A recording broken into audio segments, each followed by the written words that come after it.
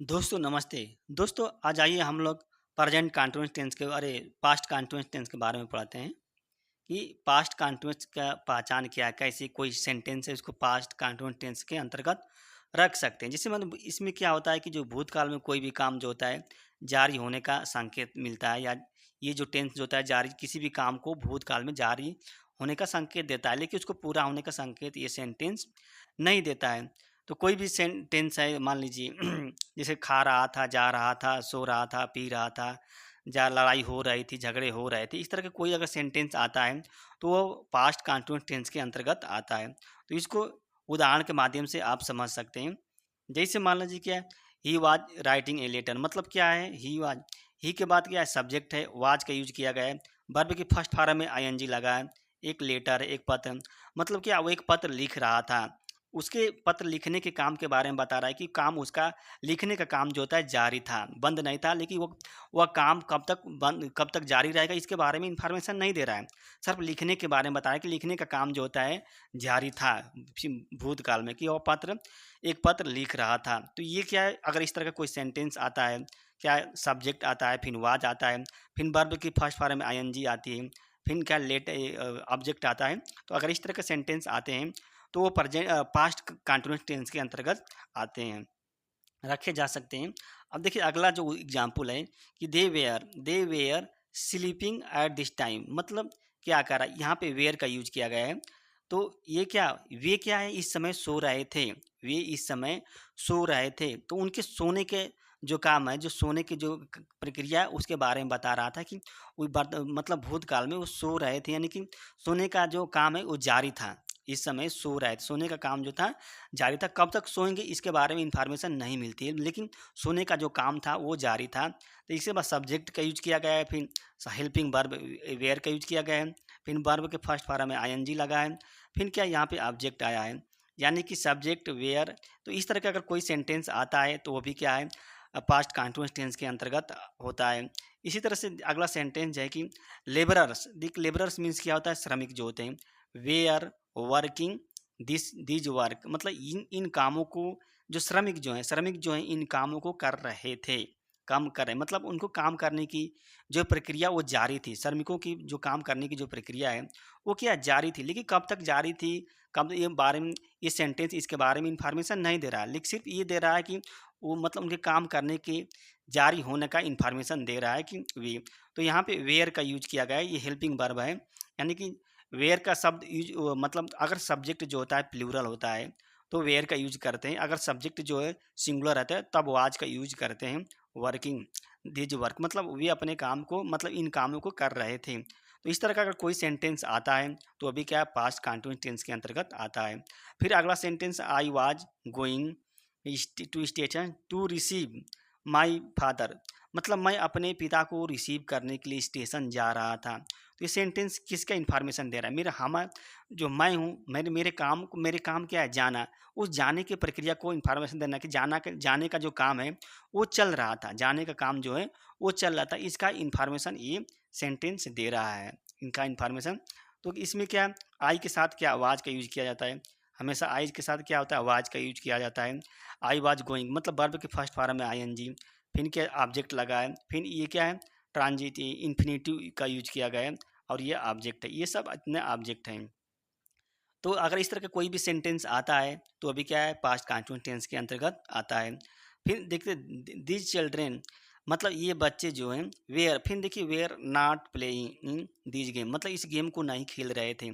ये बच्चे जो है इस गेम को नहीं खेल रहे थे, यानी कि जो खेलने का जो काम है उसके बारे में बता रहा है, नेगेटिव रूप से बता रहा है कि मतलब वो काम नहीं कर रहे थे, मतलब खेल नहीं रहे थे।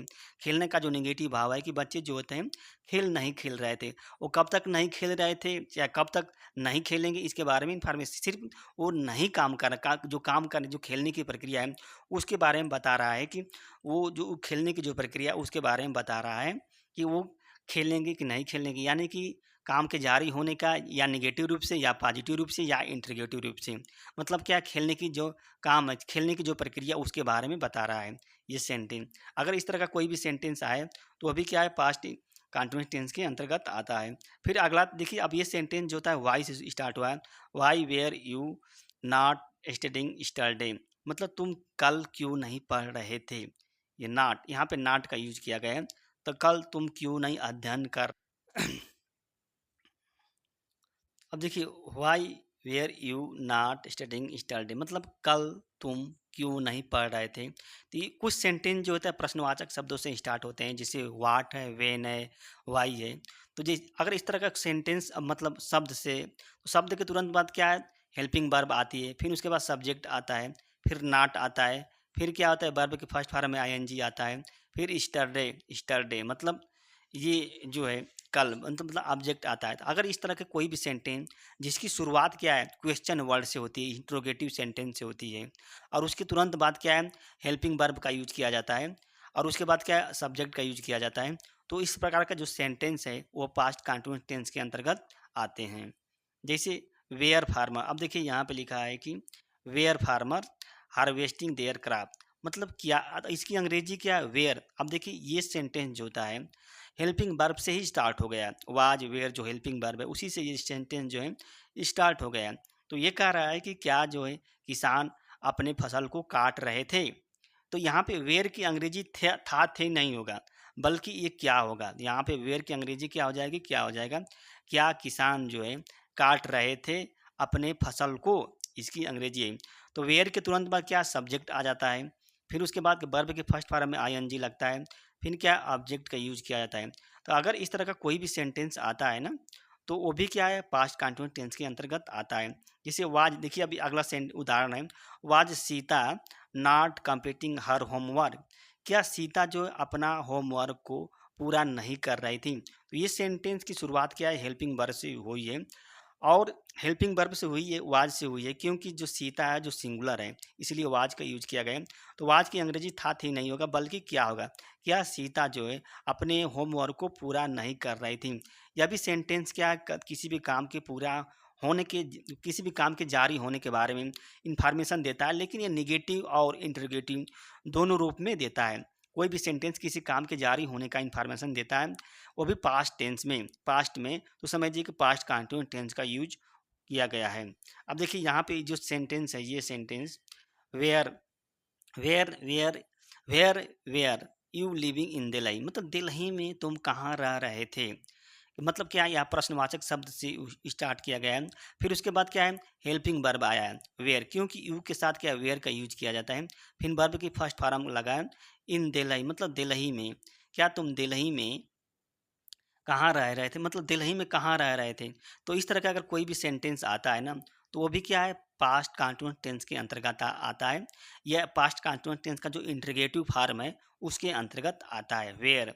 उसके बाद क्या है, हेल्पिंग वर्ब आती है, उसके बाद क्या है, सब्जेक्ट आता है। इसी तरह से why, why was it not raining yesterday, it not raining मतलब कल वर्षा क्यों नहीं हो रही थी, इसका मतलब है इट क्या, यहाँ पे सब्जेक्ट है, वाई आया, ये भी प्रश्नवाचक शब्द है, उसके बाद क्या है, हेल्पिंग वर्ब वाज आया है, इट के साथ वाज का यूज किया जाता है, मतलब वर्षा क्यों, क्यों वर्षा नहीं हो रही थी, फिर नॉट का यूज किया गया है, वर्ब की फर्स्ट फॉर्म में आईएनजी, फिर ऑब्जेक्ट आया है।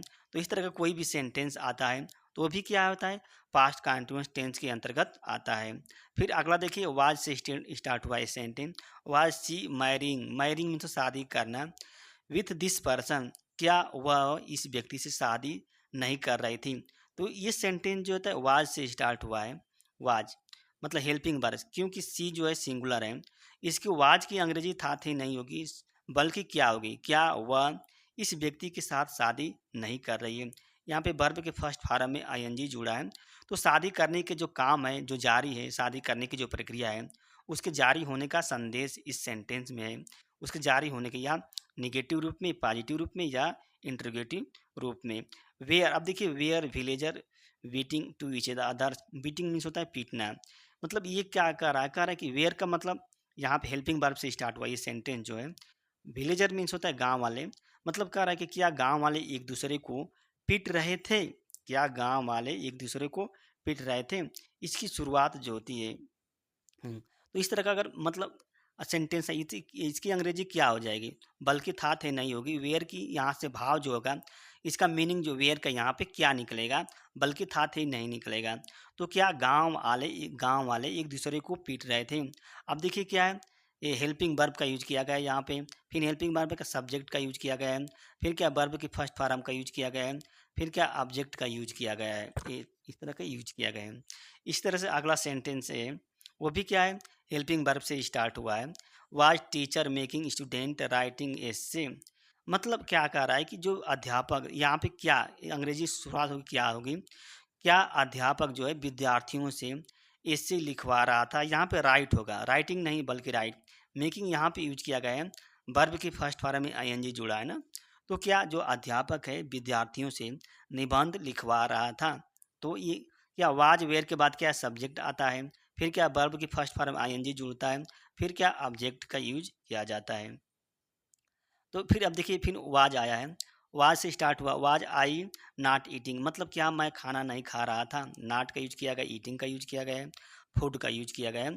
तो क्या मैं खाना नहीं खा रहा था। तो आई के साथ हमेशा क्या वाज का यूज किया जाता है। अगर इस तरह का कोई भी सेंटेंस आता है तो वो भी क्या है, पास्ट कंटिन्यूअस टेंस के ही अंतर्गत आता है। Were they not planting the sapling of paddy. Paddy means होता है धान, सैपलिंग मीन्स होता है पौधा। क्या वे जो हैं धान के पौधे को नहीं लगा रहे थे, प्लांटिंग नहीं कर रहे थे। यहाँ पे वेयर का यूज किया है। अब वेयर की अंग्रेजी था थी नहीं होगी बल्कि क्या होगा, क्या वे। अब दे है, दे प्लूरल है इसलिए वेयर का यूज किया गया है, वाज का नहीं यूज किया गया है। और उसके बाद नाट आया है, उसके बाद वर्ब की फर्स्ट फॉर्म में आईएनजी जुड़ा है, उसके बाद साइपलिंग लगा है, मतलब अब पैडी लगा है। तो इस तरह का अगर कोई भी सेंटेंस आए तो वो समझ जाइए कि पास्ट कंटिन्यूअस टेंस के अंतर्गत आता है। इसका स्ट्रक्चर देख लेते हैं।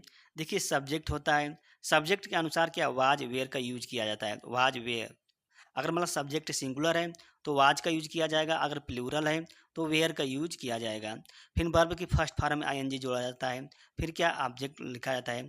तो अगर इस तरह का कोई सेंटेंस है तो वो सेंटेंस जो होता है पास्ट कंटिन्यूअस टेंस के अंतर्गत आता है। इसी तरह से क्या यहाँ पे और देखिए सेंटेंस दिया है, सब्जेक्ट दिया है, वाज दिया है, वेयर दिया है, फिर नॉट दिया है, वर्ब की फर्स्ट फॉर्म में आईएनजी जुड़ा है, फिर ऑब्जेक्ट है।